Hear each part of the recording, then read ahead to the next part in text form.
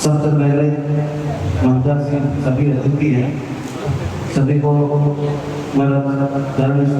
जितना भी यहाँ युवा साथी पधारे हैं उनको भी जय माता दी, माता शक्ति को भी जय माता।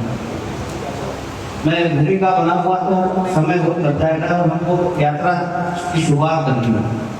सबसे पहला जो हमारा मकसद है वो ये है कि हम इस लड़ाई को लड़ रहे हैं वो लोगों तक वास्तविक रूप में जाए। जैसे कि यूटीसी एक्ट लिखा है जो हम काला कानून वापस लोग की बात करते हैं, सबसे पहले इसको समझना पड़ेगा कि यूटीसी काला कानून नहीं, ये आयोग, इसका हिंदी में जो पूरा नाम है विश्वविद्यालय अनुदान आयोग। ये आज नहीं आया है, जब पहले शिक्षा मंत्री थे मौलाना अब्दुल कलाम, उन्होंने शायद 57 के लगभग इस आयोग को बनाया था। इस आयोग का महत्वपूर्ण कार्य था बच्चों की छात्रवृत्ति की व्यवस्था करना, उनके हॉस्टल की व्यवस्था करना, जो कॉलेज में प्रोफेसर लगते हैं उनके लिए भर्ती निकालना, और जो छोटे मोटे कॉलेज में हॉस्टल में जो नियम बनते हैं उन नियमों को बनाना।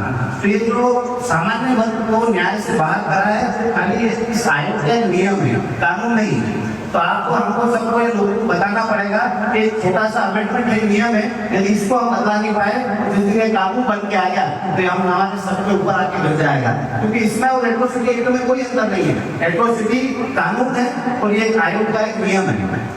तो आप सबसे ये निवेदन है, प्लीज आयोग के बारे में लोग पढ़िए, जानिए, समझिए और लोग बताइए कि हम सामान्य वर्ग से आते हैं, इसीलिए इस आयोग ने हमें अपराधी मान लिया है। जैसे कोई भी बच्चा कॉलेज में जाएगा तो सामान्य वर्ग का है और वो अपराधी की दृष्टि से ही देखा जाएगा, उसको अपराधी माना जाएगा।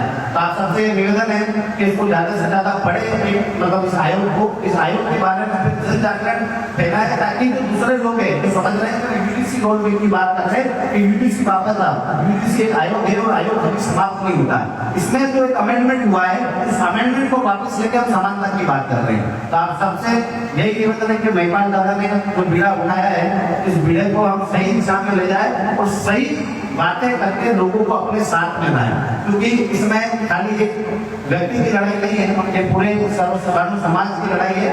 इस स्वर्ण समाज के लड़ाई का मेन मकसद है वो खाली समानता है। जिस प्रकार से एट्रोसिटी एक्ट की बात दादा ने करी, एट्रोसिटी एक्ट में बिना जान के गिरफ्तार की, वैसे इसमें आपके ऊपर कोई आरोप नॉलेज में लगा है तो उस आरोप को सिद्ध करने के लिए अपनी बात या अपने पक्ष से नहीं रख सकते।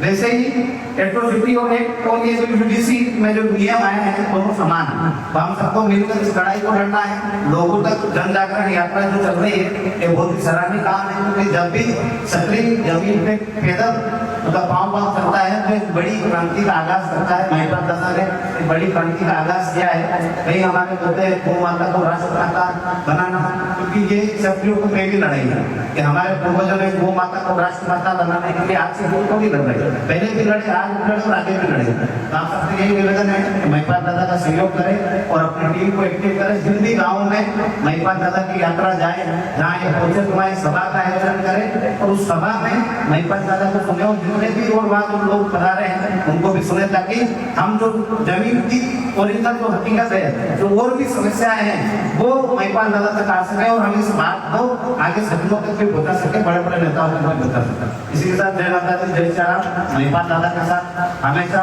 हर प्रकार से लड़ने के लिए तैयार है। जो भी महिपाल दादा का आदेश होगा पूरी मध्य प्रदेश की टीम के साथ